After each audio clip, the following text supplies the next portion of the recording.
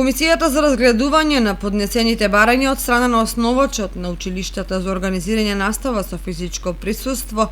земајќи ја во предвид епидемиолошката состојба во регионите во кои се наоѓаат училиштата,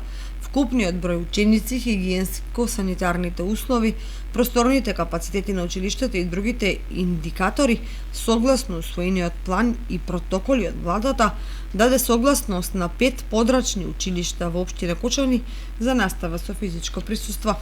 Во централните основни училишта и во двете средни училишта во Кочани настава со физичко присуство нема да се реализира.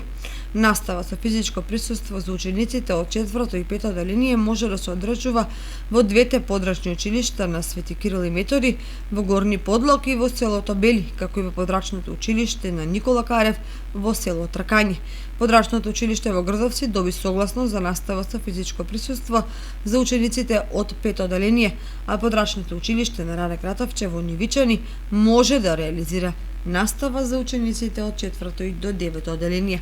Според извештајот на комисијата, основното музичко училиште Ристо Јуруков доби делумна согласност за организирање настава со физичко присуство на учениците од 1 до 9 одделение само за индивидуална настава за избраниот инструмент, во согласност на родителот и со почитување на заштитните епидемиолошки мерки пропишани во протоколот за настава со физичко присуство. Согласност за настава со физичко присуство не е дадена за теоретските предмети солфеж, хор, оркестар и хорско пеење. Со одлука на владата, наставата од 1 до 3 одделение ќе се реализира со физичко присуство во сите основни училишта. Ваквата состојба не е трајна за целата учебна година и ќе се менува според епидемиолошката слика на општината.